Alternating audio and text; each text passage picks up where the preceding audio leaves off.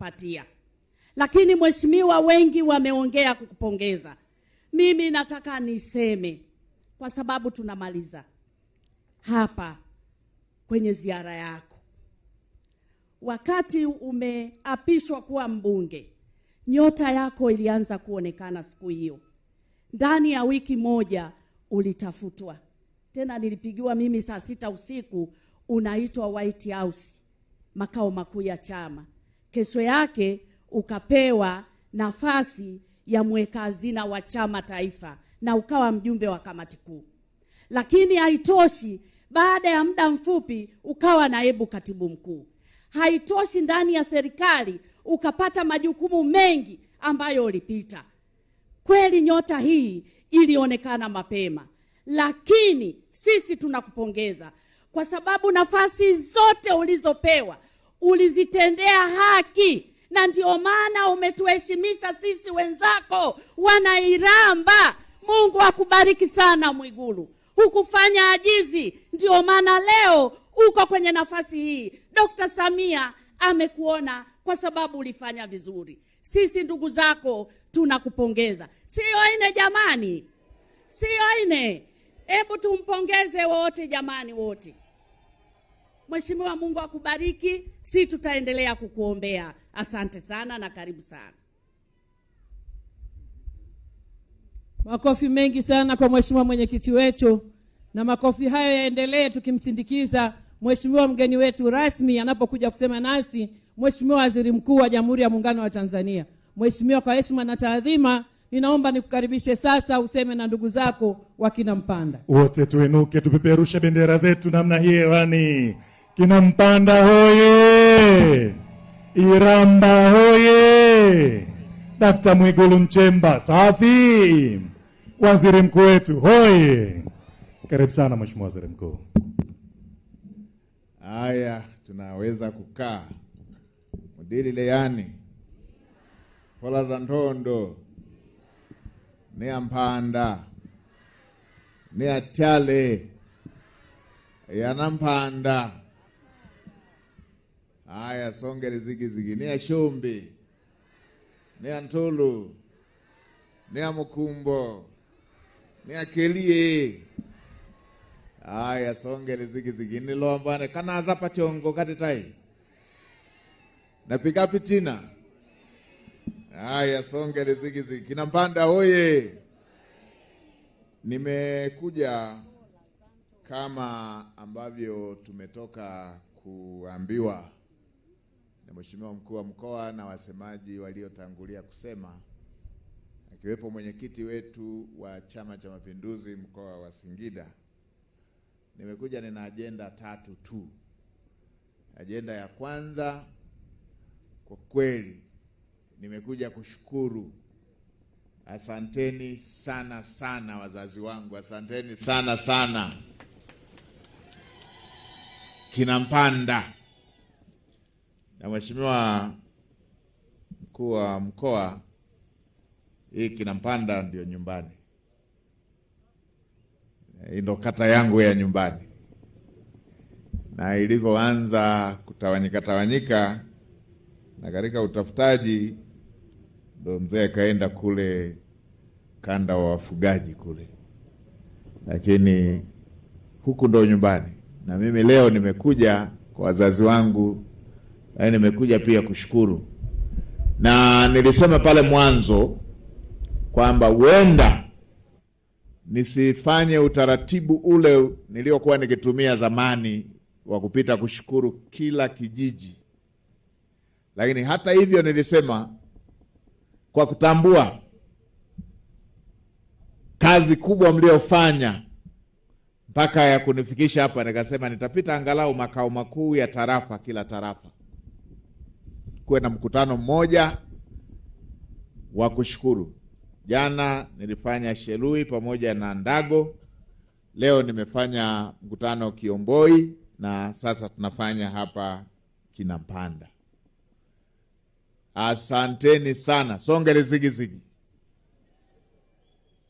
Na katika kushukuru pia Kinampanda,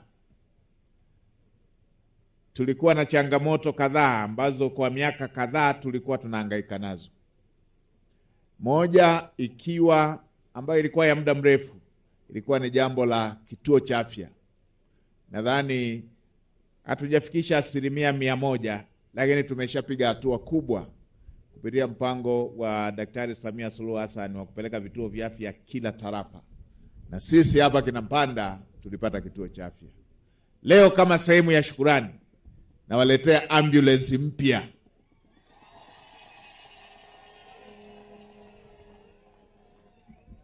Itakuwepo hapa kituoni ili iweze kuwasaidia wana Kinampanda. Kwa hiyo katika hizi siku, wiki inayoanza hii, ndani ya wiki moja mpaka wiki 2 itakuwa imeshakuja, na mheshimiwa diwani, mkurugenzi, mwenyekiti wa halmashauri watakuja kukabidhi, na mheshimiwa mbunge mkazi, mheshimiwa mkuu wetu wa wilaya watakuja kukabidhi kwa niaba ya sisi wote. Niwatakie kila laheri ili tuendelee kuboresha masuala ya afya katika tarafa yetu.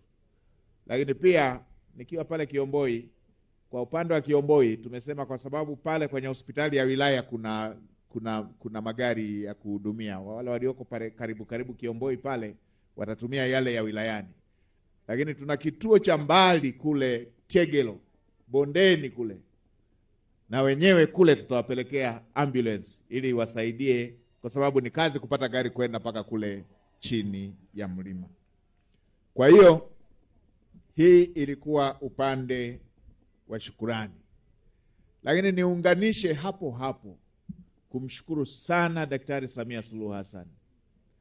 Wametoka waongeaji waliotoka kuongea, mheshimiwa mbunge wa viti maalum, lakini binafsi namshukuru sana Mheshimiwa Rais kwa imani hii. Mheshimiwa Rais ameendelea kuipa heshima wilaya yetu na mkoa wetu.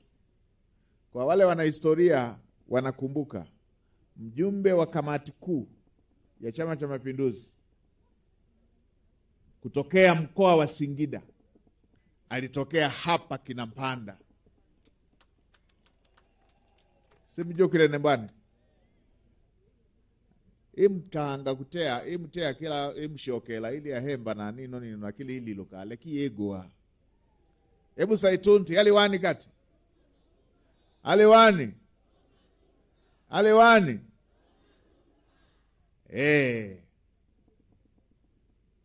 alafu na mjumbe wa kamati kuu aliyekuja kufuatia kutokea hapa Iramba, aliyekuja kufuatia tena mjumbe mwingine wa kamati kuu kutokea hapa Iramba, naye alitokea hapa Kinampanda, Mwigagwane Amos Makala. Amos Makala angekusangele matongo ndio kole papenchao nankele papa kwa mao kuno itike na galangala na munkonze. Haya kama mjumbe wa kamati kuu na putangia mula toke kinjukia hivi mnalaila kiula akwenda kwenye kamati kuu kufika sasa nazaki jukigwa kwa Amos Makala ya pilima nkangi siyo na bwana ya zambula yengi nkangi mjumbe wa kamati kuu nkangi kuponela pake na Mpanda abangamu ilo papa patina liatemi mshiti la yani bwana.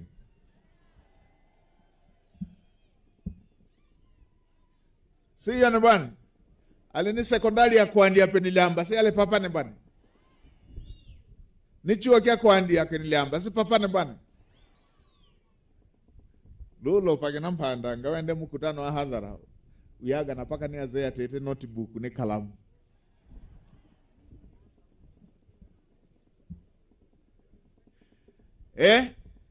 chimbuko la wasomi. Kwa hiyo tunamshukuru sana Mheshimiwa Rais, ameiandika historia ya mkoa wetu kwa wino uliokolea. Kwanza kwa kuniteua kuwa waziri wa fedha. Hiyo ilikuwa historia kubwa katika mkoa wetu, jambo kubwa sana. Nimesoma bajeti za nchi kwa miaka mitano, kwa nimesoma kwa miaka mitano, bajeti 5 za nchi. Hilo sio jambo dogo. Hiyo ni imani kubwa mno. Bajeti 5 za nchi. Sasa sio bajeti tutaweza kusoma. Ni katika kipindi hicho ambacho Mheshimiwa Rais amesimamia masuala ya uchumi, nchi yetu imepanda na kuwa moja ya nchi zinazofanya vizuri kiuchumi Afrika Mashariki na Kusini, kwenye nchi za SADC. Na haya sio maneno yangu. Waulizeni wataalamu, wachambuzi wa chumi zote duniani. Wataalamu watawaambieni.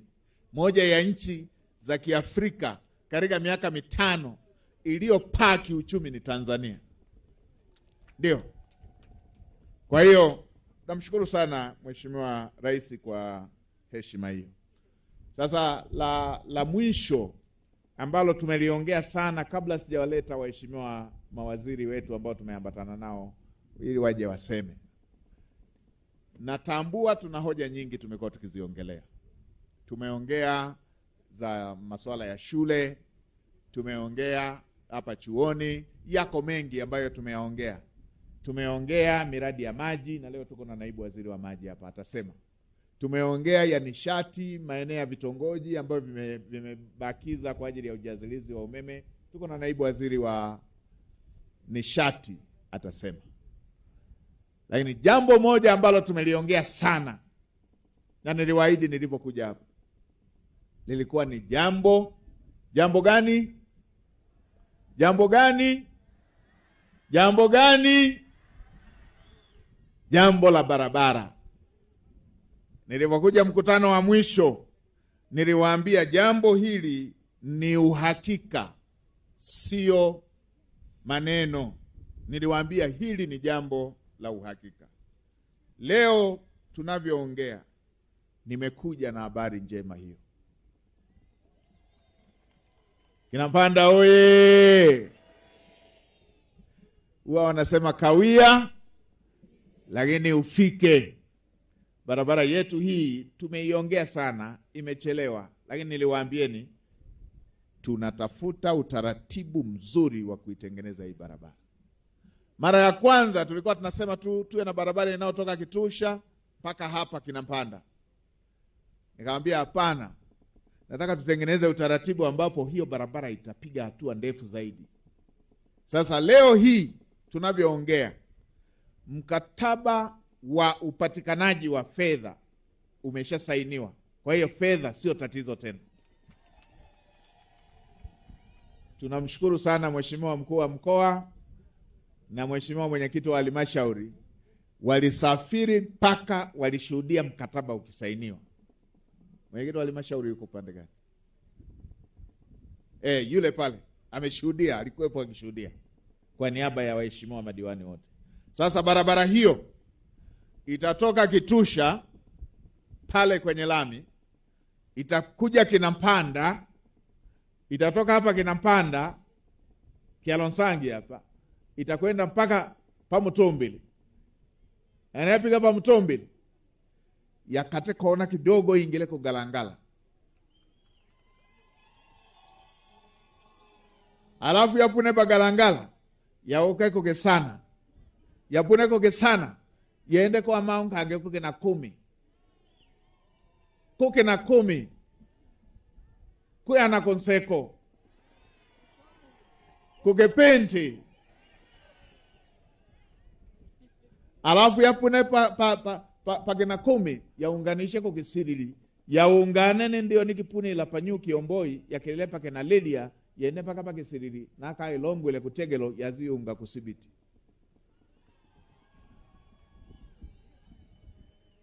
Nitamleta mtaalamu wa TARURA aje yawaambieni barabara hii ya kutokea pale njia panda ya Kitusha kwenda mpaka Kisirili wenda ikawa moja ya barabara bora kuliko zote hapa mkoa wa Singida. Barabara ya kisasa kweli kweli. Itakuwa na taa zaidi ya 400.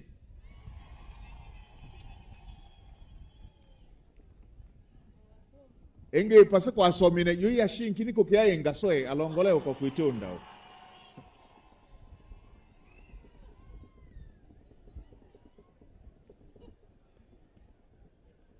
Kinampanda oye!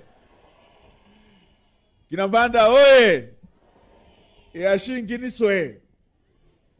Alongole uko kwigolo uko kinakuli. Alongole uko pe ko tepe. Yashingi niswe alongole ko liampiti uko kwa natulu.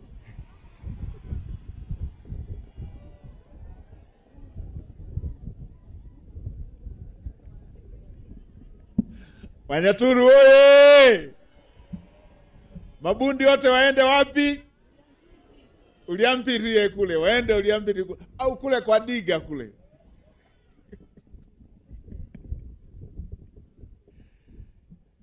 Kwa hiyo hili limekuwa jambo la muda mrefu, na kwa kuwa muda unakwenda, na kwa kweli najua watu wa Kinampanda wangetamani wasikie hilo.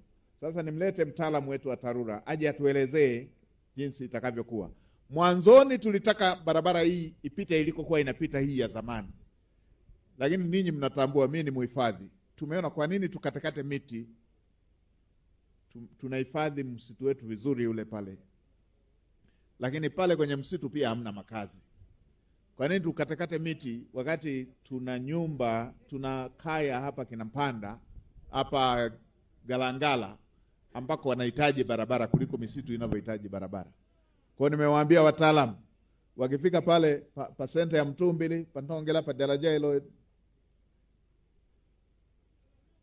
akilele kunkege kidogo, ende pa Kishango,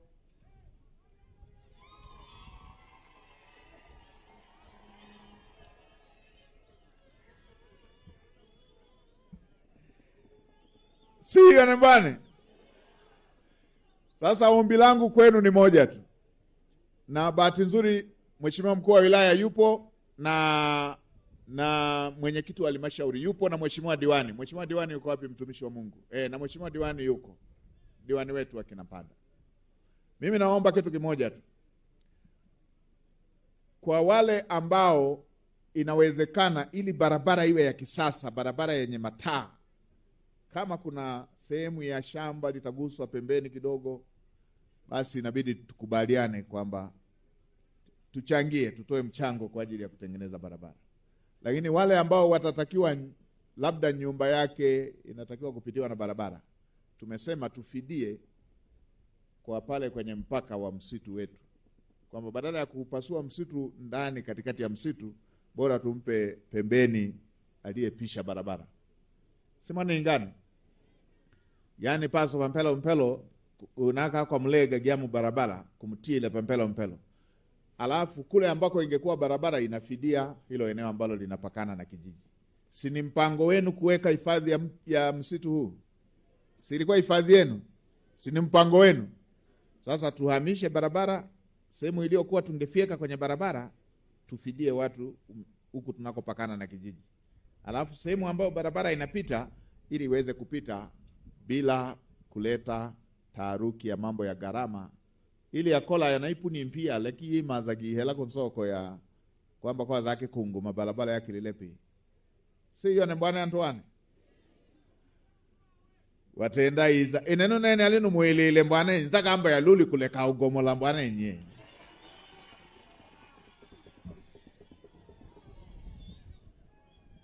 Si yone mbwana simalingane.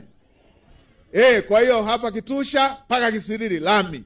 Na hivi tunavyoongea kutokea Sabasaba, Sipuka, Ndago, Mjenzi anaendelea lami paka Kizaga. Na hivi tunavyoongea kule Shelui kwenda paka Nkonkilangi, Kumulenge, kinaiko kusolele Milenge. Upembuzi unaendelea nuko asoga kukipia Kiaindalu paka koko Kutegelo. Alafu nukushoka kuno kina Antoine kwa Sukuma kupuni ila pa Mtoa Mutekente Urugu paka Kumulandala nuko asoga ya ukene kile maiti kumwalu yaende paka Kusipuka lami. Alafu kushoke kuno kina Kilema kupune la pa Gumanga kupune la pa Igugunu kuize mpaka pa Guma pa Ndugute paka kuize nuku Gumanga kukile pipe neke na Nkamba hiyo Kolongole paka Kusibiti lami.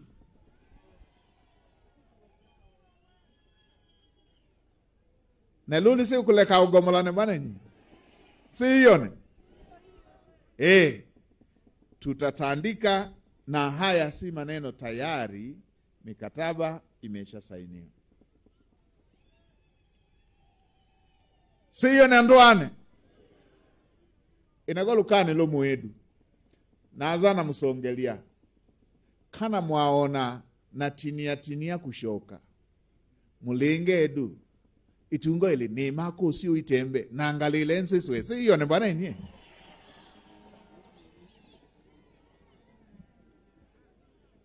siyo nandwane inekani ile kuko penale ko ile kunkali na zile kunsogo ni kabisa kukiania sele kukwima kuko na wenu shungusi adu na zigoa angazigoe gwa sika isholela paka ni akombine abanga solele inkali shide kole ne eti kole shida ne anga inkali zisholelo adu baba basi ni emwe tegiledu ni ile kunsogoni kuko alinimbula nikululumbeka kila mwaka si ukululumbeka anembula kila mwaka si ukululumbeka ione kukikini ntia kutembe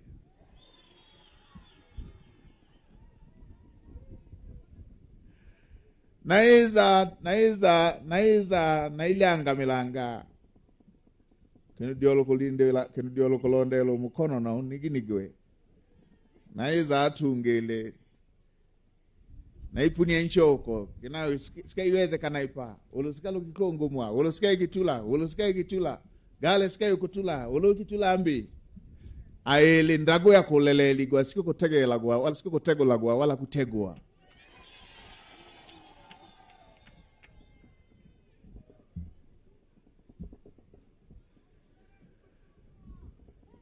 Kinampanda oye nalionitiwe kina ile yake baba ipo sio ile za mwene kato baba hii kambana ya kuone sili ya kelele mpaka kukikotu mbwana hiyo kelele pake baba akaiona kina la gwata hii kugalangala. Kwa hiyo hii nilikuwa naisemea nimesemea hii, lakini Mheshimiwa Naibu Waziri atakuja aseme.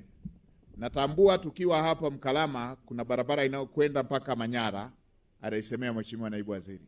Lakini najua pia tukiwa Mkalama kuna barabara inayoenda kuunganisha na ile ya Ilongero. Ile ya Ilongero inatokea Singida inakwenda mpaka Mkalama, mpaka Manyara. Mheshimiwa Naibu Waziri ataisemea.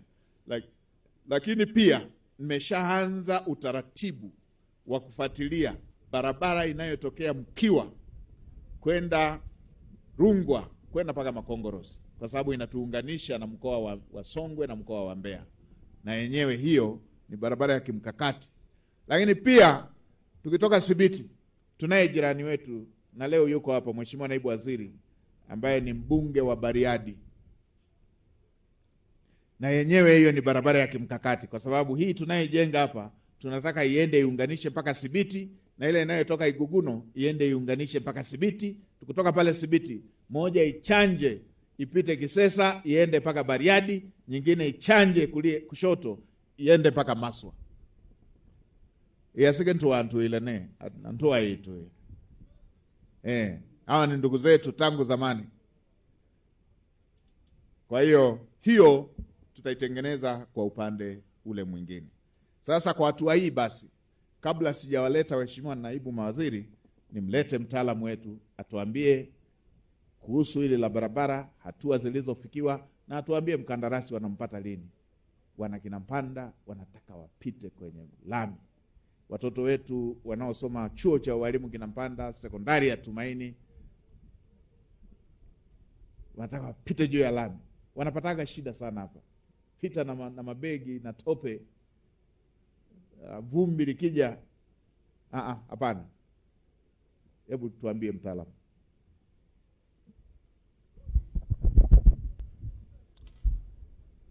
Mheshimiwa Waziri Mkuu wa Jamhuri ya Muungano wa Tanzania, meza kuu, viongozi wenzangu, mimi naitwa Engineer Claver Mwinuka kwa niaba ya Waziri wa TAMISEMI na mtendaji mkuu wa TARURA.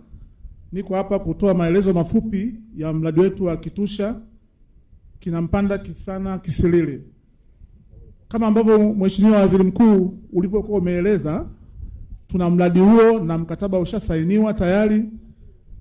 Sisi kama TARURA baada ya kusainiwa ule mkataba, watu hawajalala, tunaendelea kufanya mchakato ule wa kupata consultant, sababu tulikuwa na design ya mwanzo ambayo ilikuwa imeonyesha hali halisi ya mradi unavyopita kama ambavyo ulikuwa umeelekeza hapa, na haya mabadiliko kwa ujumla ya kupitia barabara kwenda Ngalangala, hiyo nayo pia tumeshaichukua na tunaifanyia kazi. Mwezi huu mwishoni consultant anapatikana. Baada ya hapo atatuandalia michoro na kutuandalia hizo bidding documents, maana vile vitabu vya zabuni. Vikishakamilika tunaanza process ya kumpata mkandarasi. Kwa hatua za awali ni mpaka mwezi wa 9 tunategemea kumpata mkandarasi. Barabara hii kama ambavyo umeelezea mwanzo, ni barabara ambayo itakuwa ya kisasa sana. Ni barabara ambayo ina urefu wa kilomita 38.5 kwa usanifu wa awali, na vile vile inategemea kuwa na upana wa 9.5.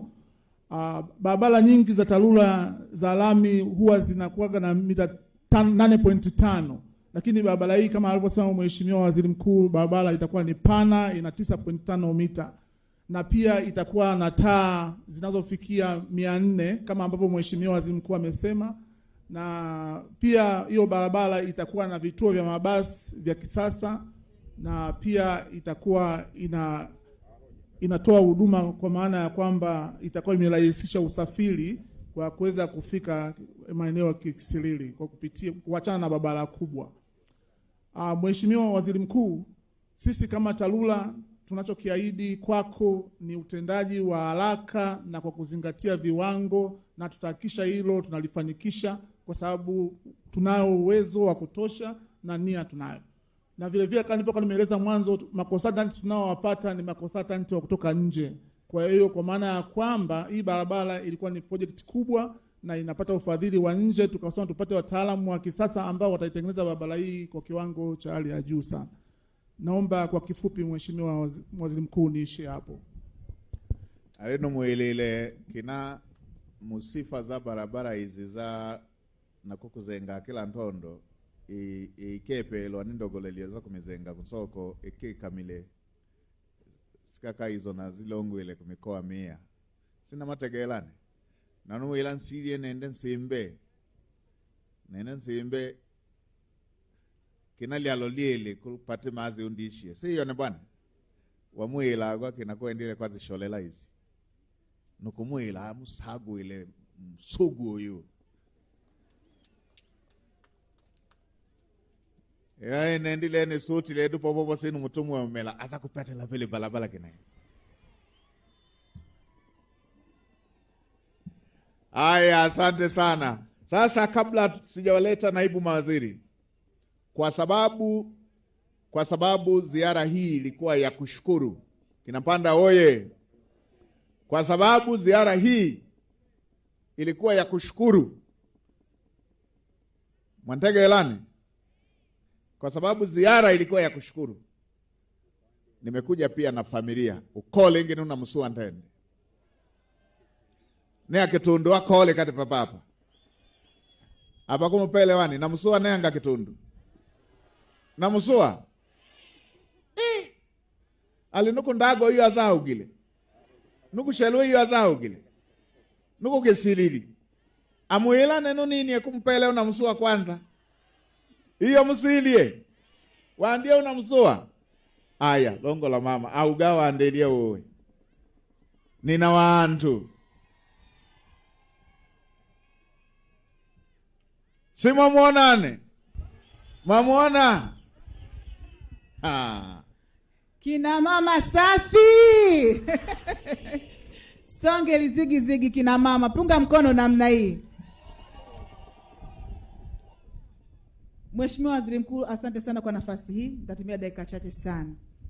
Kwanza tumekuja kushukuru. Mama, nimekuja kushukuru. Asanteni sana sana sana sana. Asanteni sana Wanairamba kwa kuendelea kumwamini Mheshimiwa Mwigulu Nchemba. na Mungu awabariki sana sana. Sina mengi ya kusema, naishia hapo. Songe lizigizigi. Songe la mama. Nina wantu, nina wakitundu, nina wamsoa, yana konseko, kugepenti. Kambali ile papa. Abana ni akitundu akoli, ni aletene. Ni akitundu akoli, ni aletene. Ni aletene ndio. Aya mbwane, kitundu egelipo. Egeli mana pigedepo. Likuti kina imbutu zukulila.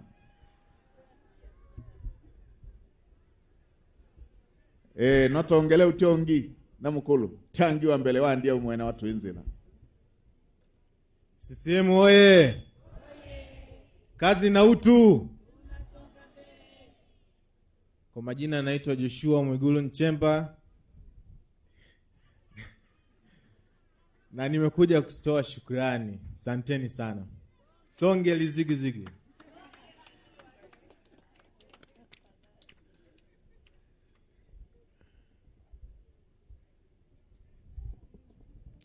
CCM oye!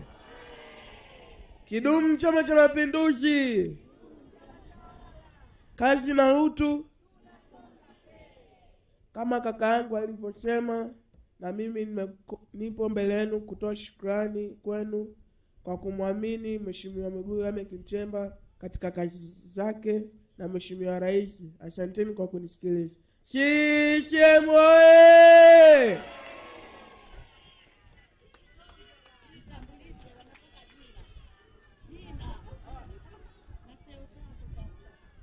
Samani, kwa jina naitwa Isaac Mwigulu Nchemba, ni mwenyekiti wa chipukizi wilaya ya Iramba. CCM oye! Asanteni. Simuonane. Aise niona pyaliloka mbwane. Sipyalilokane. Aya, songe lizigizigi. Asanteni sana. Tuliona tuje kwa ajili ya kushukuru. Sasa kwa hatua hii tumlete Mheshimiwa Naibu Waziri wa Ujenzi aanze kutujazilizia, kwa sababu tumetoka tu kwenye hoja ya ujenzi. Atujazilizie Naibu Waziri wa Ujenzi, na baada ya hapo tutamleta wa nishati na tutamalizia na Mheshimiwa Naibu Waziri wa Maji. Karibu Mheshimiwa Naibu Waziri wa Ujenzi.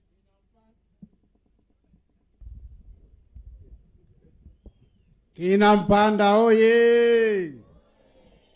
Dr. Samia Suluhu Hassan oye!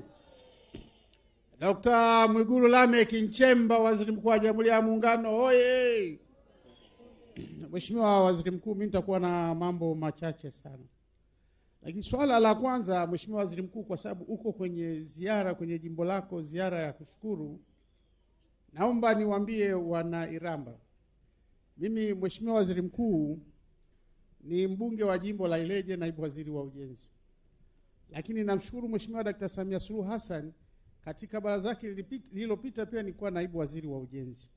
Mheshimiwa Waziri Mkuu, wakati tunakamilisha uchaguzi, wanaileje walikuwa wanaomba kwamba hivi Mheshimiwa Dr. Samia Suluhu Hassan ataendelea kutupa heshima wanaileje, mtoto wetu bado akaendelea kuaminiwa kupewa hako ka nafasi kakubwa ka nchi ambao kanaitambulisha Ileje. Mheshimiwa Waziri Mkuu, namshukuru Mheshimiwa Dr. Samia Suluhu Hassan kupitia maombi ya wanaileje akanipa imani kubwa sana kunipa nafasi ya unaibu waziri wa ujenzi. Ninataka kusema nini Mheshimiwa Waziri Mkuu? Nina hakika hapa umesema ndo nyumbani. Nina hakika wana Kinampanda wakati wanakuchagua na unakuwa mbunge wao, ukiwa ulikuwa waziri wa fedha, naamini wengi walikuwa wanasali wanakesha kukuombea mbunge wao. Mheshimiwa Rais aendelee kukuamini kupitia maombi yao. Na ninahisi walio wengi walikuwa wanasema kama mbunge wetu ataendelea kushika hiyo nafasi. Mheshimiwa Waziri Mkuu, nafasi ya waziri wa fedha si nafasi ndogo, ni kati ya nafasi nyeti sana, na hakika walikuwa wanakuombea sana, lakini wanasema Mungu mwache aitwe Mungu. Walichokuwa wanakiombea nadhani na wenyewe walishangaa, sicho kilichojibu. Mheshimiwa Dr. Samia Suluhu Hassan akakupa imani kubwa sana sana, si waziri wa fedha tena, lakini waziri mkuu wa Jamhuri ya Muungano wa Tanzania. Ninataka tu niungane na familia yako kukupongeza, lakini niungane na wakina Mpanda kwa maombi makubwa, lakini niendelee pia kumshukuru Mheshimiwa Dr. Samia Suluhu Hassan, sisi tulio wasaidizi wetu, kwa kutupa wewe uweze kuendelea kutuongoza. Na waziri mkuu, nimeyasema haya kwa sababu tumepita katika mikutano yako. Hakuna faraja kubwa unayoipata Mheshimiwa Waziri Mkuu unapokwenda nyumbani kwako, watu wanakuwa na mapenzi haya, watu wanaendelea kukuombea. Na mimi nasema endeleeni kumwombea waziri mkuu. Na mimi waziri mkuu, kwa kuwa katika kitengo changu ni kama umesema yote, nataka nikuhakikishie Mheshimiwa Waziri Mkuu, yale yote uliyosema yanayohusu miundombinu ya barabara ndivyo yalivyo, na sisi tutahakikisha tunaisimamia hiyo mipango yote ambayo umeeleza, na ndiyo mipango ambayo ningeieleza, ili wewe uendelee kuwatumikia watu wa Tanzania sehemu mbalimbali. Sisi tutakuhakikishia katika miradi ambayo umeeleza hapa, tutakwenda kuisimamia kama wizara. Na mwisho, Mheshimiwa Waziri Mkuu, ulisema nijaribu kugusia miradi michache ambayo hasa inatuunganisha sisi mkoa wa Singida na mikoa mingine. Wana Iramba, moja ya kazi kubwa ambayo waziri mkuu pamoja na Mheshimiwa Rais wanaifanya ni kuifungua Tanzania na kuiunganisha Tanzania, kuunganisha mikoa ya Tanzania, wakiamini ukishatengeneza miundombinu na hasa ya usafiri na usafirishaji, unakuwa umewasaidia sana wananchi kufika maeneo kwa haraka, kufanya shughuli zao kwa wepesi, lakini pia kwa gharama nafuu na kufikia huduma mbalimbali. Mheshimiwa Waziri Mkuu, mkoa wa Singida tunapita barabara kuu ya kutoka Dodoma kwenda Mwanza ama kwenda Kahama. Eneo la Sekenke, Mheshimiwa Waziri Mkuu, tumeshapewa maelekezo. Lile eneo linatakiwa lipanuliwe, lipunguze kona, lakini pia kuhakikisha kwamba tunapunguza ile milima ili kupunguza ajali mbalimbali ambazo zinatokea pale. Lakini Mheshimiwa Waziri Mkuu, pia ni kuikarabati hii barabara ya kutokea Singida kuelekea Nzega, kwa sababu mlipanga na mkachagua kwanza kutekeleza hiyo miradi mingine mikubwa wakati hii miradi ikisubiri. Lakini pia Mheshimiwa Waziri Mkuu, barabara nyingine ambayo inaunganisha mkoa wa Singida na mkoa wa Manyara ni barabara hii ya kutoka Singida inayopita Katesh kwenda Babati. Mheshimiwa Waziri Mkuu, barabara hii pia inakwenda kufumuliwa yote na kutengenezwa upya.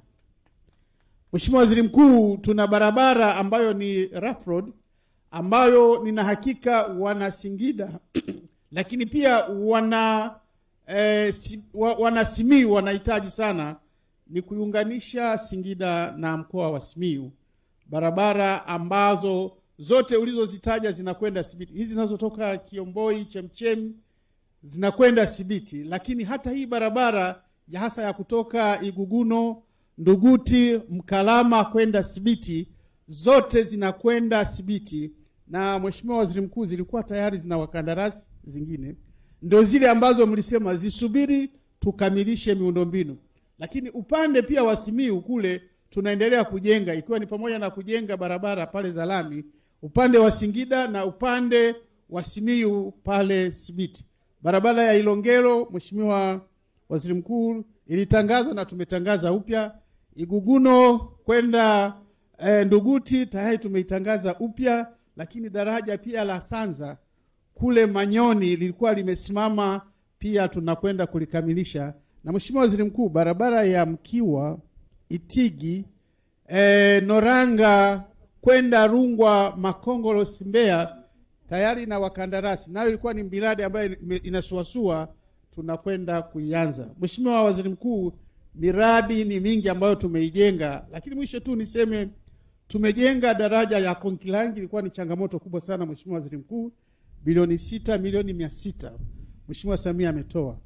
Tumejenga daraja la Mwajuma bilioni 3 milioni 270 limekamilika, lakini tunakwenda kujenga daraja la Mtongunga ambalo liko kwenye usanifu. Ukikamilika hatutasubiri barabara ianze, tunaanza na lile ile kuondoa kikwazo, lakini pia na daraja la Ndulamo tunakwenda kulijenga, kwa sababu tumeona ukishajenga madaraja barabara hizi zinapitika. Mheshimiwa Waziri Mkuu, kwa sababu ya muda, kwa ufupi naomba kuwasilisha. Asante sana.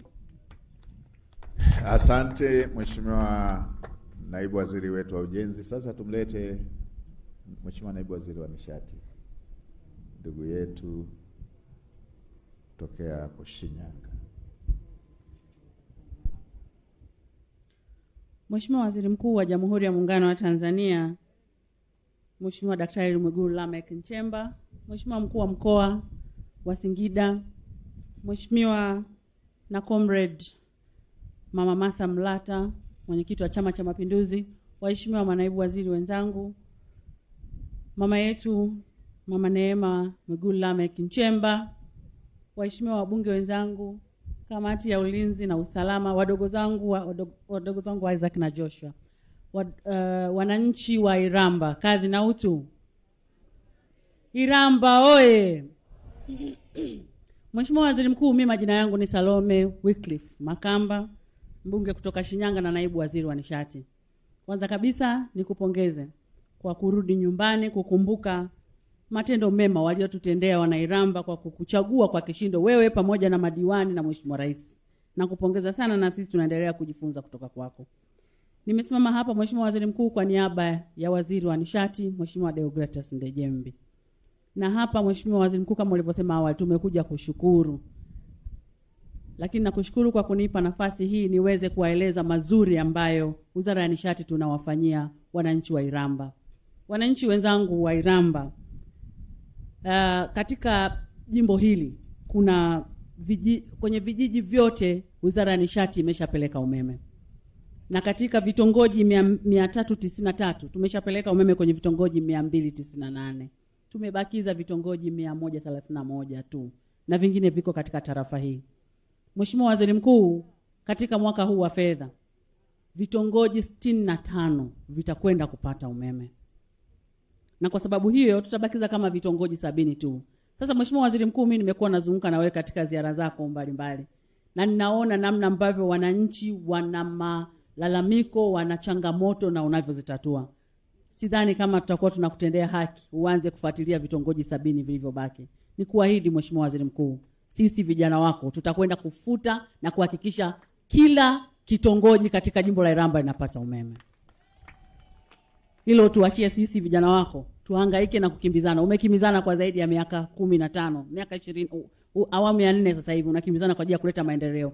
Lakini tunawashukuru wana Iramba kwa kutupatia waziri mkuu, na sisi wasaidizi wake tunawaahidi tutawaletea maendeleo kwa niaba yake. Mheshimiwa Waziri Mkuu, wakina mama wa Iramba ni wakina mama wazuri sana. Unawaona wenyewe wanavyopendeza. Nilikuwa nateta pale na wabunge wa viti maalum.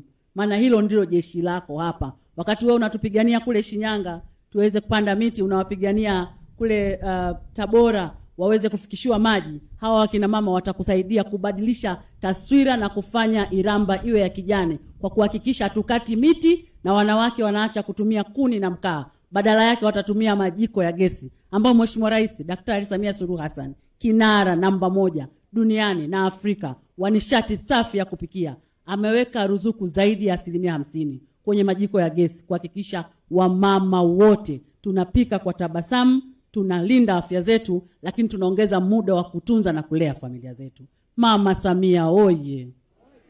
Mimi pamoja na wabunge wetu wa viti maalum ambao wamezungumza hapa, tuko tayari kuingia site na tutaungana na mama yetu Mama Neema. Amesema naye atatuunga mkono Mama Mwigulu kuhakikisha tunabadilisha wanawake wa Iramba waendelee kuwa na tabasamu, lakini waendelee kuwa warembo kama wanavyoonekana. Mheshimiwa Waziri Mkuu, tumekuja kushukuru. Tutakuja kupiga maneno wakati mwingine. Nakushukuru sana kwa fursa hii na Mwenyezi Mungu akubariki. Asante, tunashukuru sana. Sasa tumuite Mheshimiwa Naibu Waziri wa Maji. Tuambie, tuna shule za sekondari 2 na chuo cha ualimu. Kinampanda oi, Karibu sana. Dr. Mwigulu Nchemba oi, Dr. Samia oi. Wangapi wamefurahi kumuona Mheshimiwa Waziri Mkuu? Mbona kama sijatosheka? Mimi mwenyewe nimesikia anapeleka barabara kule Mtoa, maana kule nina ng'ombe zangu kule. Nimefurahi sana. Sasa nyie bado hamjafurahi. Hebu tuone mikono yenu kwamba kweli mmefurahi kumuona Mheshimiwa Waziri Mkuu. Mheshimiwa Waziri Mkuu, inawezekana tukatofautiana katika kutafsiri namna ya kumshukuru Daktari Samia Suluhu Hassan. Nianze kwa kutambua uwepo wa Mheshimiwa mkuu wetu wa mkoa, mwenyekiti wetu wa Chama cha Mapinduzi, waheshimiwa manaibu waziri, wakuu wa wilaya walioko hapa, waheshimiwa madiwani, Chama cha Mapinduzi, kamati ya siasa pamoja na kamati ya ulinzi na usalama, na waheshimiwa wabunge wa viti maalum, dada yangu Grace pamoja na Martha, ambao kwa kweli ni wawakilishi wako wakati wewe ukitazama Tanzania. Mheshimiwa Waziri Mkuu, naomba wana Kinampanda wajaribu kutafakari kwa kina kwa nini wanamshukuru Daktari Samia Suluhu Hassan. Waheshimiwa wananchi, nianze kwa kuambia jambo moja. Bungeni, wabunge wa majimbo, viti maalum pamoja na wale viti maalum wa kuteuliwa na Mheshimiwa Rais, tuko wabunge 404. Wabunge wangapi? Nafikiri hili mkwa hamlijui. 404. Lakini waziri mkuu ni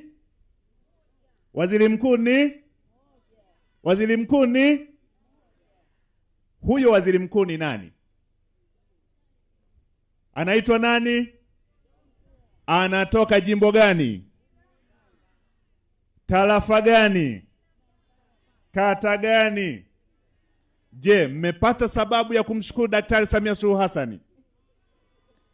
Maana yake kati ya wabunge 404 ameonekana mbunge mmoja ambaye ataenda kuwakilisha falsafa halisi ya Daktari Samia Suluhu Hassan katika kuwatumikia Watanzania. Ndugu zangu,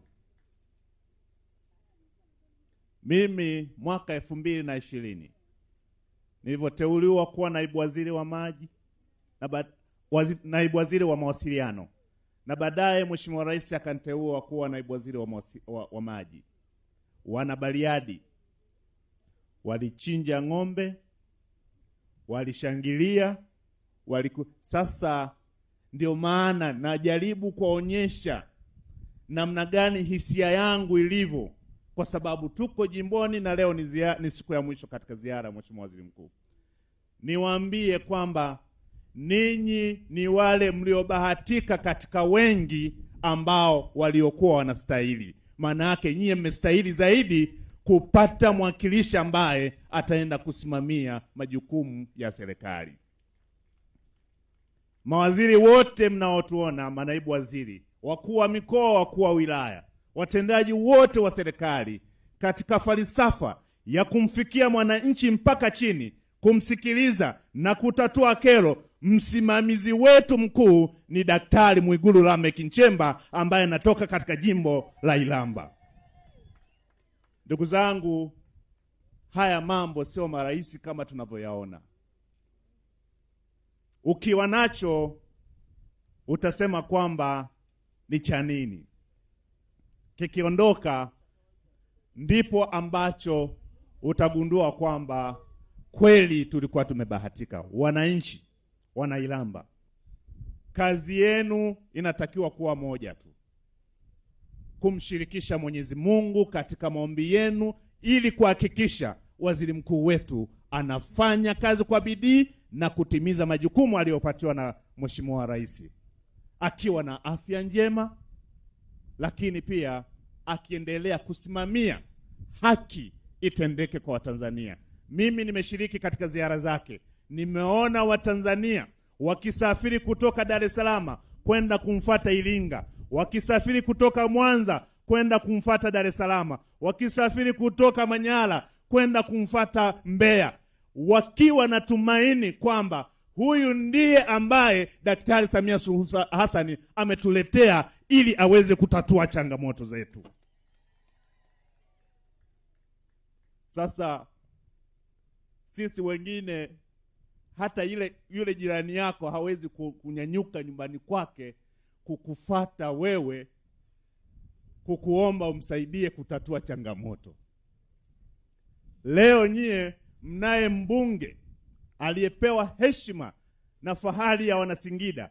Watu wananyanyuka kutoka kila pembe ya dunia kwenda wakiwa nakimbia kuwasilisha changamoto zao. Leo tulikuwepo pale Kiomboi, tumeona wananchi wengine wanatoka Kagera, wanatoka Bukoba. Ni kwa sababu wanaona kuna mwanga katika serikali ya Daktari Samia Suluhu Hassan ili iweze kuwasikiliza na kuweza kutatuliwa changamoto zao. Kazi ya serikali ya Chama cha Mapinduzi ni kuleta huduma za kijamii, lakini na kusikiliza changamoto za mtu mmoja mmoja, ambapo serikali hii kwa sasa inafanya kwa kiwango ambacho sisi wa Tanzania tunaendelea kuridhishwa na kazi nzuri inayofanywa na Daktari Samia Suluhu Hassan. Mheshimiwa Waziri Mkuu, sisi tunakupa moyo. Endelea kukanyaga. Songa mbele. Tunafahamu si kila mtu atafurahi. Palipo na haki lazima kuna watu watapenda wapindishe, lakini tunaamini kwamba kwa uwezo wa Mwenyezi Mungu utaendelea kuwasimamia Watanzania. Mheshimiwa Waziri Mkuu, kwenye swala la maji, sina mengi ya kuyasema hapa, mengi umeshayafanya. Mimi nikisimama hapa ni kutoa tu ile taarifa ya nini kimefanyika, lakini kazi kubwa umeifanya wewe mwenyewe. Umefanya kazi kubwa. Leo naongea kwa sababu uko jimboni kwako, Mheshimiwa Waziri Mkuu. Nafahamu wakati ukiwa waziri wa kilimo ulifanya mapinduzi makubwa, ukiwa waziri wa mambo ya ndani ulifanya mambo makubwa sana, lakini ulivyokuwa waziri wa fedha miradi mingi ilikuwa imesimama. Ulitusaidia sana, na leo hapa umeongea jambo moja ambalo linaenda kukwamua miradi ambayo imekuwa na changamoto ya kifedha. Umesema jambo la kwenda kuhakikisha makusanyo ya fedha ya mifuko ya maji ambayo ilikuwa inapitia katika mfuko mkuu sasa itaenda kwenye mfuko wa maji moja kwa moja. Maana yake inaenda kwenye miradi moja kwa moja. Tunakushukuru sana sana sana Mheshimiwa Waziri Mkuu. Lakini tunafahamu kwamba nchi yetu inavyo vijiji 12333. Hivi tunavyoongea, Mheshimiwa Waziri Mkuu, Daktari Samia Suluhu Hassan ameshafagia vijiji 10,758, vyote vimepata huduma ya maji safi na salama. Tunatambua bado kuna vijiji 1575 ambavyo vimebaki, ikiwepo vijiji 27 ndani ya jimbo lako la Iramba. Nataka nikutoe hofu Mheshimiwa Waziri Mkuu, sisi vijana wako tunaenda kusimamia vijiji hivi ambavyo vimebaki 27. Tukianza na kijiji cha Uwanza katika kata hii ya Kinampanda, tumetenga kiasi cha milioni 589 kwa maelekezo yako, na Mheshimiwa Rais akatuelekeza tuweke kwenye bajeti ya 26-27. Tumeshaweka. Sasa natoa maelekezo kwa RM mkoa wa Singida aanze kutafuta mkandarasi mara moja ili mradi huo uanze kutekelezwa haraka sana katika kijiji cha Uwanza. Mheshimiwa Waziri Mkuu, tunatambua kwamba katika kipindi cha miaka mitano tangu mwaka 2021 mpaka sasa, miradi iliyotekelezwa ya bilioni 1.3 ndani ya kata ya Kinampanda imekamilika na inatoa huduma ya maji. Ni kutoe hofu hili, wewe nenda ukafanye mengine.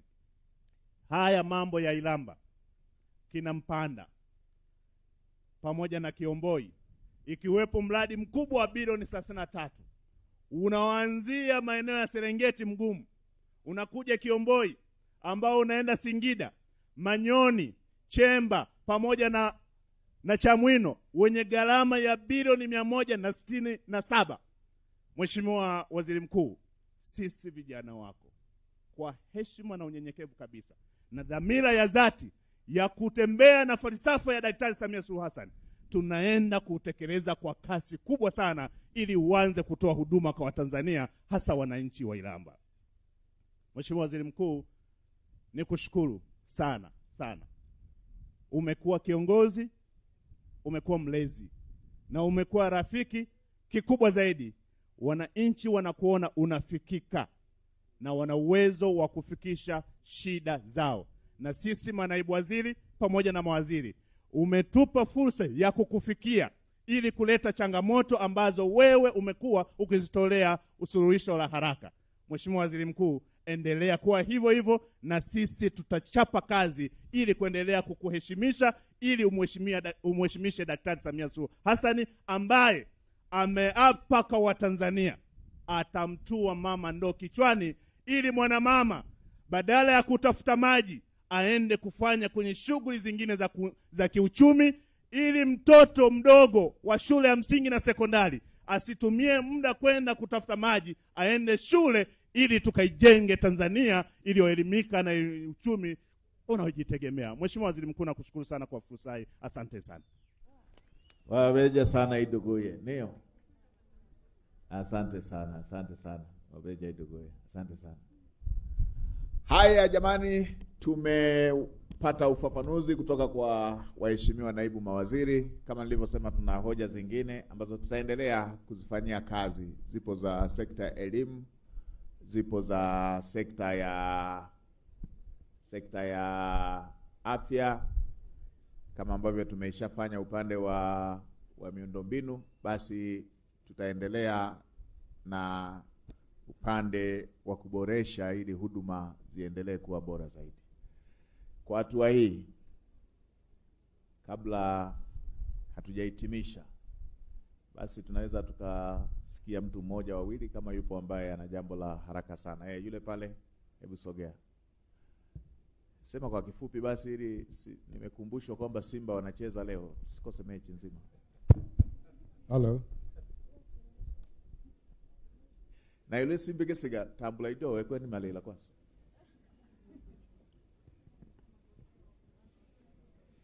Asante sana Mheshimiwa Waziri Mkuu wa Tanzania, ndugu Mwigulu Nchemba. Mimi natokea Moshi na nimekufuata wewe kwenye jimbo lako leo. Nimevumilia, nimeshindwa. Mimi ni kiongozi. Lakini mwaka 2023 nilitolewa ofisini kwa nguvu, tena nje. Lakini nikaona wale watu wanataka kuchukua vile vitu, leseni mle ndani na nini, nikawa navyo. Baadaye nikamwambia naomba basi tuandikishane. Lakini ukiangalia polisi kata yupo, alikuja nao, mtendaji kata alikuja nao na wajumbe wenzangu. Mimi niko kwenye skimu ya Mawala ambayo Mheshimiwa Samia Suluhu Hassan amemwagia pesa nyingi sana, bilioni 4.5. Sasa kinachonileta kwako ni kwamba mimi nina miaka mitatu niko nje ya kazi. Nawaambia naomba posho zangu. Posho walikuwa wananilipa 200,000 kwa mwezi. Lakini hiyo 200,000 imekuwa ni tatizo. Nimeanza rasimu 2016, 2018 nikatawazwa kuwa katibu wa skimu ya Mawala. Nimeendelea na hiyo kazi mpaka kufika mwaka 2019, nikauliza mbona sipoi chochote? Wakasema basi hii 2020, 21 na 22 tutakulipa hii miaka mitatu. Hiyo mingine achana nayo. Nikamwambia sawa. Mimi ni mkulima wa mpunga kule na nina mashamba kule. Sasa nikaandika barua kwa mwenyekiti wa skimu. Naomba hela zangu kwa mchanganuo kabisa. akapokea, lakini yule bwana akawa ananizungusha ndani ya miaka miwili. Miaka miwili ilivyokwisha, nikaona niende kwa mkuu wa wilaya. Mkuu wa wilaya amesikiza shauri hili, akaandika barua nilipwe, lakini toka nimeambiwa nilipwe ndani ya siku 15, kuna miezi mitatu ishapita.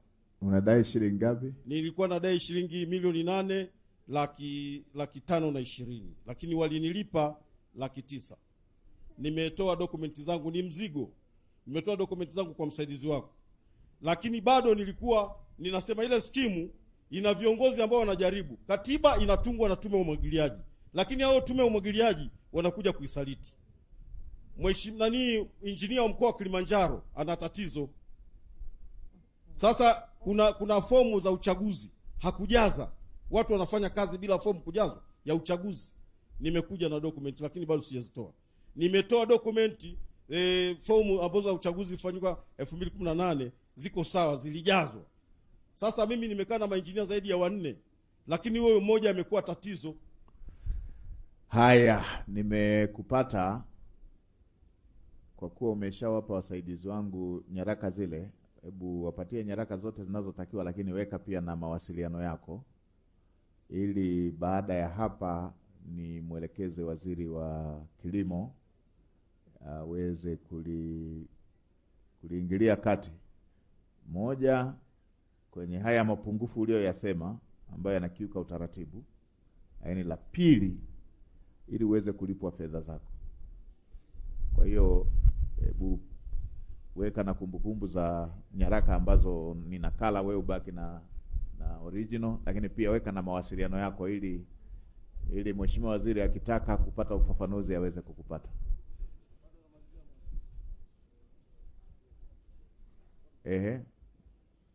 Mpeni amalizie.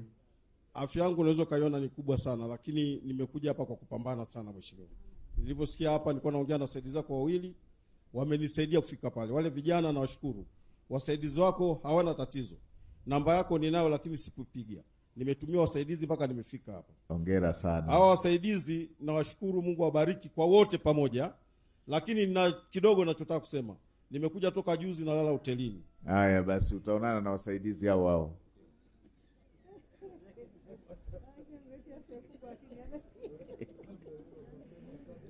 Haya katibu, muoneni ndugu yetu.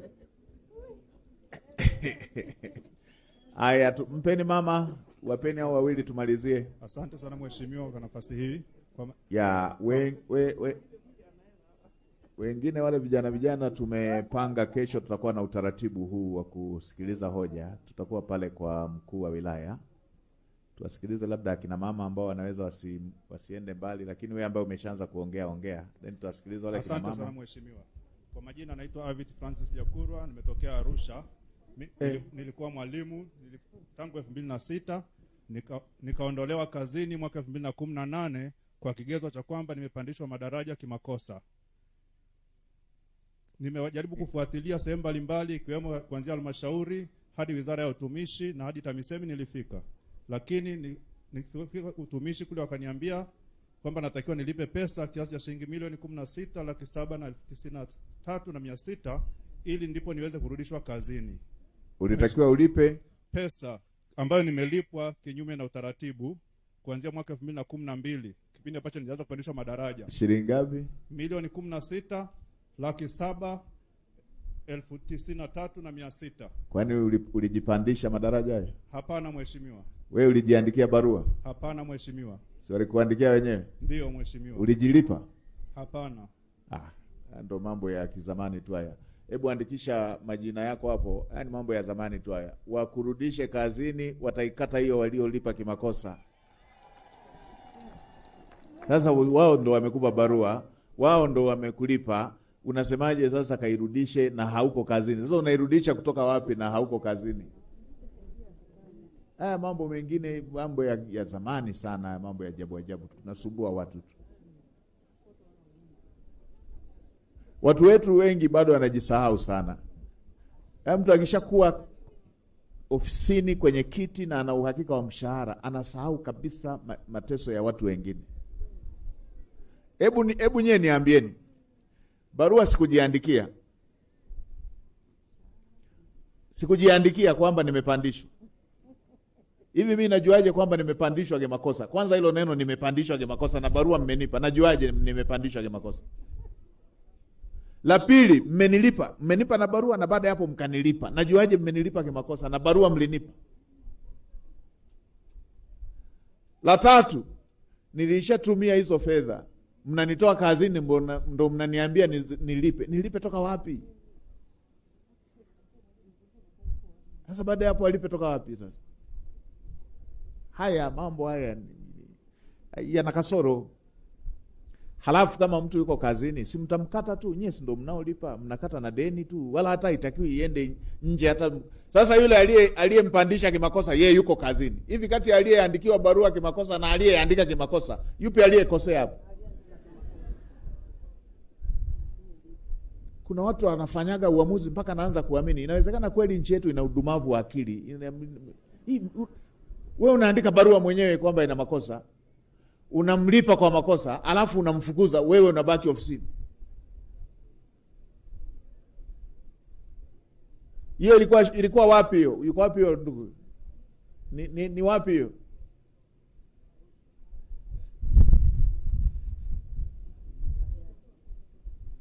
Hebu makatibu, fuatilieni tuwajue na wale walioandika barua kimakosa na waliolipa kimakosa. Sio tunaadhibu watu ambao hawana hatia, alafu waliofanya makosa wanaendelea kulipa kwingine kimakosa. Na kwa jinsi mambo ya kijinga jinga ambapo yapo, usikute walikuwa wanazitanguliza ili wagawane. Unaweza ukakuta wamemfukuza kwa sababu amekataa kuwagawia. Mimi si nimekulia humu, najua hii michezo ya kijinga jinga yote hii. Nilishakaa pale tena hazina, unakuja kuambiwa fedha zimeenda kwenye wilaya kimakosa. Milioni ngapi? 500. Unapelekaje milioni 500 kimakosa? Wilaya ngapi? 60. Unapelekaje wilaya 60 kimakosa? Unapelekaje fedha kimakosa? Unapelekaje kimakosa? Yaani na wewe uko kazini kila siku na mifumo ipo kukusaidia na kila na mchakato wa kulipa unapita watu, sio mkono mmoja, unapita watu wengi tu. Unapelekaje kimakosa? Hebu watafutwe hawa waliomwandikia barua na waliomlipa ili watusaidie kukamata mitandao ya majizi na yatafuta sana hayo majizi.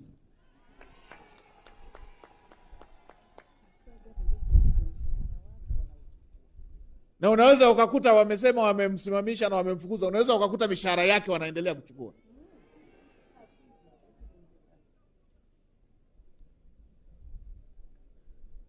Hebu atusaidie tujue wote hao waliofanya haya, tuweze kuchukua hatua zinazostahili.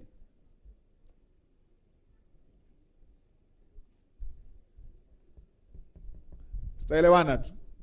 Na mimi nawaambia hawa watu wanaofanya mambo ya ajabu haya, nitawashikisha adabu kweli kweli.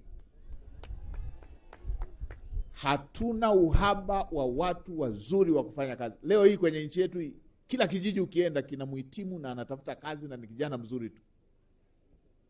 Sasa hii mambo ya kichefuchefu cha aina hii, haya mambo ya ajabu tu haya. Hebu ngoja nitapata undani wake nijue hiyo nani aliyeandika. Unamwandikiaje mtu barua wewe mwenyewe, umemlipa wewe mwenyewe, alafu unakuja kumwadhibu kwamba ilikuwa makosa? Kwani huu ni mtihani hata uone ulipokosea. Uteuzi, upandishaji daraja, mambo gani haya? Tumpate. Ninaanza kuwaza kwa sababu kundi bado kubwa, na kwa mjibu wa taratibu zetu za mikutano tunatakiwa tuishie bado robo saa hapa, na tuna swala la bendera. Labda tusogee hapa, waheshimiwa mawaziri, twendeni tuwasikilize wote kwa mpigo. Wasogezeni hapa, tuwe na makundi matatu, waheshimiwa mawaziri wawasikilize.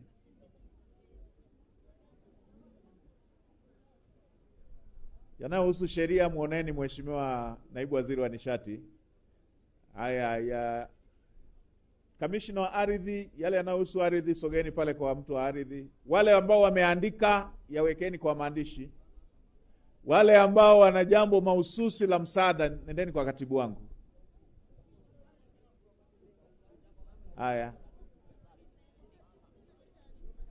Wale ambao wametoka nje ya mkoa, nimemwona huyo mama hapa. Mrusuni huyo mama. Mpeni mic.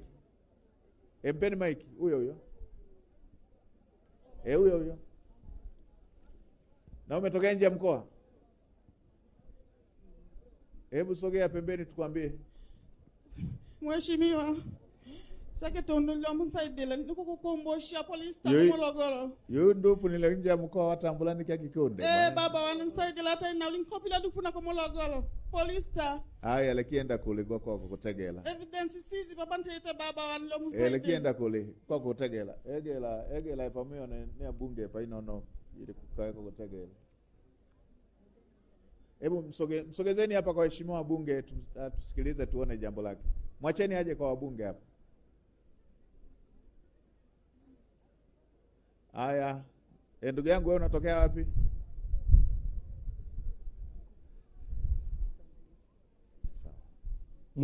Mheshimiwa, kwa majina naitwa Ramadhani Murshidi Dauda. Nimetokea Bukoba Karagwe. Nimekuja Kitukutu kufanya kazi, ila nilikuwa na wenzangu tulikuwa tunafanya kazi ya ujenzi, hatujalipwa na injinia, walimsitishia mkataba. Walipomsitishia mkataba hawakumlipa. Kwa maana hiyo mheshimiwa, hatukupata hela yetu. Injinia gani? Injinia. Ulikuwa mradi gani? Kitukutu. Mradi gani? Kitukutu sekondari. Kitukutu sekondari. Hebu mwenyekiti wa halmashauri na mkurugenzi, njooni tumsaidie huyu ndugu yetu. Njoo huku kwa mwenyekiti wa halmashauri na mkurugenzi. Pita tu huku, yuko kushoto huku, yuko kulia huku. Mkurugenzi na mwenyekiti wa halmashauri hao hapo.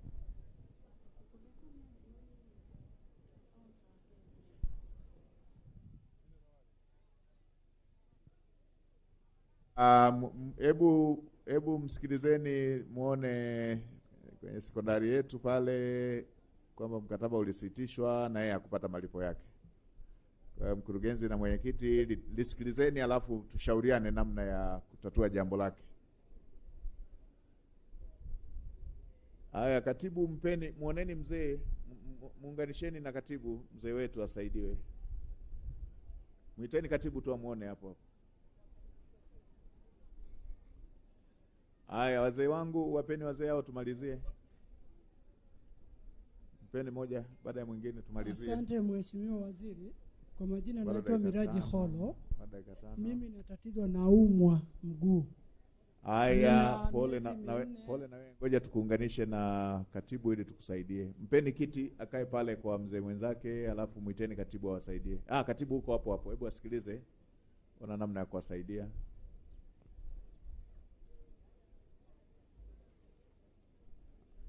Haya, mzee mwingine anayefuatia. Mheshimiwa Waziri Mkuu, naomba kuwasilisha. Kwa jina naitwa Abdalla Mungi. Mimi natoka mkoa wa Singida mjini, lakini tukio limetokea Tabora. Ndugu Mheshimiwa, namba moja, nimepotelewa na kijana wangu anaitwa Aden Abdalla Mungi tangu tarehe 30 mwezi wa kwanza.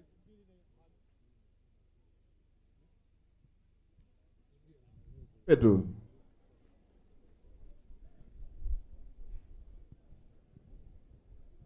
Zamani ana maelezo kidogo mzee. Ana maelezo marefu? Ndio mheshimiwa. Haya.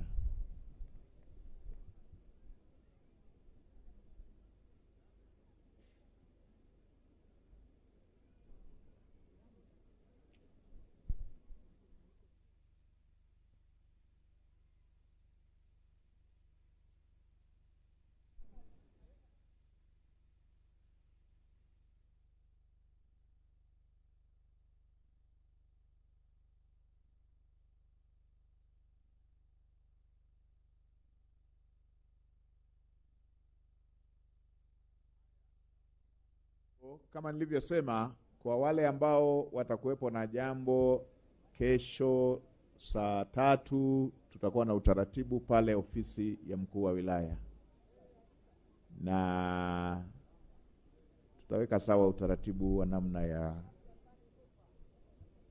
ya kusikiliza. Yule mwananchi, wewe utaniona wakati natoka. Kwa basi ndugu zangu akina Mpanda, songele zigizigi, siyo na ntoane. Mkembetwe. Asanteni sana kwa mara nyingine, na Mungu awabariki, na sisi tutaendelea na haya ambayo tumeyaongea na yale mengine ambayo tunayapata kupitia kwa mheshimiwa diwani pamoja na viongozi wenzake wa kata pamoja na wale wa wilaya. Tunawashukuru sana, asanteni sana kwa mara nyingine. Songeli zigizigi, tukembetwe. Songeli zigizigi ni asante sana sana sana kwa Kinyiramba, kauli ambayo waziri mkuu amehitimisha nayo kuaga wanakina Mpanda, wana wilaya ya Iramba katika mkutano wa hadhara uliokufanyika hapa katika viwanja hivi vya hapa kina Mpanda. Ndipo ambapo nasi tunahitimisha matangazo haya ya moja kwa moja kutokea hapa. Hadi wakati mwingine, mimi ni Ashori Thomas, ama niendelee kuwa nawe.